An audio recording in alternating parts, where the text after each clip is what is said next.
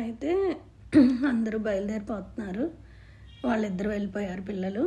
అది నేనే ఉన్నాము. నేను పూజ చేశాను, వంట చేశాను, అన్నీ చేశాను. చేసిన తర్వాత ఇంకా అది కూడా నేను బయటకు వెళ్తానంటే నేను చాలా బతిమాలాను. నువ్వు కూడా వెళ్ళిపోతే ఎలాగా, నువ్వు ఉండు, నాకు భయం కాదా, ఇదంతా జరిగింది, నాకు తోడు ఉండే బాబు, ఇంట్లో తిరగాల వద్దా నేను అనేసి అని అంటే, లేదు నాకు పని ఉంది, నేను వెళ్ళాలి అనేసి వెళ్ళిపోయింది. అయితే అది కూడా వెళ్ళిపోయిన తర్వాత ఇంట్లో తిరుగుతున్నానే కానీ అటు ఇటు చూసుకుంటున్నాను. తిరుగుతూ అన్ని మూలను భయం అవుతున్నది. ఏం చేయాలో అర్థం కాలేదు. అప్పుడు మా ఆంటీ ఒకరు ఉన్నారనమాట. ఆవిడకి ఫోన్ చేశాను. ఆవిడ చిన్నప్పటి నుంచి మాకు గుళ్ళో అన్నీ నేర్పించేవాళ్ళు. రామరక్ష, హనుమాన్ చాలీస ఇవన్నీ చిన్నప్పుడు 6th క్లాస్ నుంచి కూడా మాకు ఆవిడ అన్ని పూజలు అన్నీ నేర్పించేవాళ్ళు అనమాట. చిన్నప్పుడు గుడికి వెళ్ళేవాళ్ళం, భజనలు అన్నీ చేయడానికి. అలా అప్పటి నుంచి ఆంటీ మాకు చాలా ఫ్యామిలీలో మంచి ఇదన్నమాట. అయితే ఆంటీకి ఫోన్ చేశాను. నాకు ఏ సమస్య వచ్చినా ఆంటీకి అడుగుతానమాట. అయితే ఆంటీకి ఫోన్ చేసి, ఆంటీ ఇలాగ అయింది రాత్రి, ఏం చేయాలి, చాలా భయం వేస్తున్నది నాకు అనేసి అంటే అప్పుడు ఆంటీ అన్నారు, ఫస్ట్ నువ్వు ఇల్లంతా ఒత్తేసేయి, ఇల్లంతా తడిపెట్టి దీపం పెట్టావు కదా, ధూపం వేయమ్మా ఇల్లంతాను. ధూపం వేసి అక్కడ గోపాలపట్నంలోని ఒక అతను ఉంటారనమాట, పోగులు అవి కడతారు, ఇలా దెయ్యాలు అవి పట్టిన వాళ్ళకి అక్కడ తీసుకెళ్తారనమాట. ముస్లిం అతను చాలా బాగా చేస్తారనమాట అతను.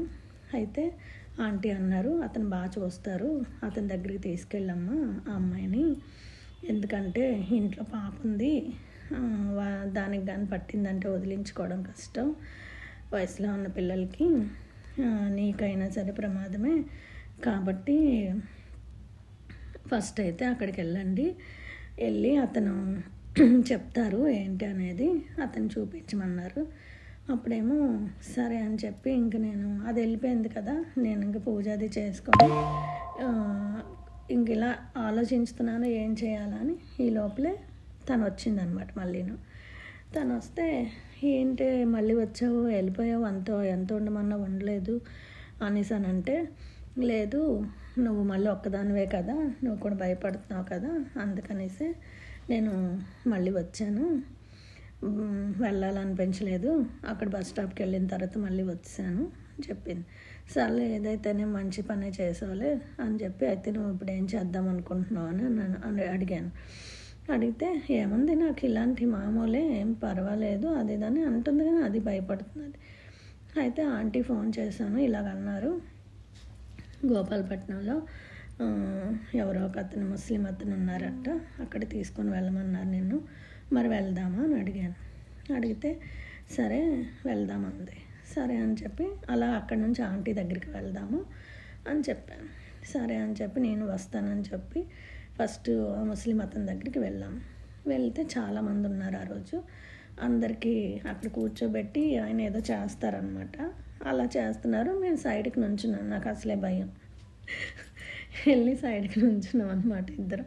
అక్కడ షాపులు ఉన్నాయి, షాప్ దగ్గర నుంచుంటే అక్కడ షాక్ ఏంటి తెలుసా, మేమిద్దరం చాలా దూరంలో నుంచున్నాం, ఆయన కనిపించాము, అక్కడ నుంచండి అమ్మ అంటే అక్కడ నుంచున్నాము. తర్వాత వీళ్ళందరూ అయిపోయిన తర్వాత ఆయన పిలిచి ఇద్దరం వస్తుంటే నన్ను చూసి అన్నారు, నువ్వు అక్కడే ఉండమ్మా, తిని పంపించి అన్నారు. మేము చెప్పలేదు అసలు ఏ విషయం కూడా అప్పుడు ఆయనకి, ఇంకా చెప్పడమే స్టార్ట్ చేయలేదు, జస్ట్ కలిసామంతే. దాన్ని పిలిచారు, కూర్చోబెట్టి వాళ్ళు ఏదో చేస్తారు కదా నెమలి ఈకలతోని, అది చేసి కళ్ళల్లో ఏదో పెడుతున్నారు. అయితే అది అసలు చెప్పించడానికి ట్రై చేస్తున్నారు కానీ తను ఏం చెప్పలేదు. అయితే ఆయన బాగా పరిశీలించారు తన్ని, అది చాలా పెడుతున్నారు కళ్ళకి. అది నాకు ఒకసారి పెట్టారు, ఏంటా అని చూస్తే ఇలా పెడితే నా కళ్ళమ్మటి నీళ్ళు రాలిపోయి అసలు నేను చూడలేకపోతున్నాను, చాలా ఘాటుగా ఉందన్నమాట అది. మరి అది దానికి 2 కళ్ళల్లోనే అంత పెడుతున్నా అది అసలు ఏం అనట్లేదు.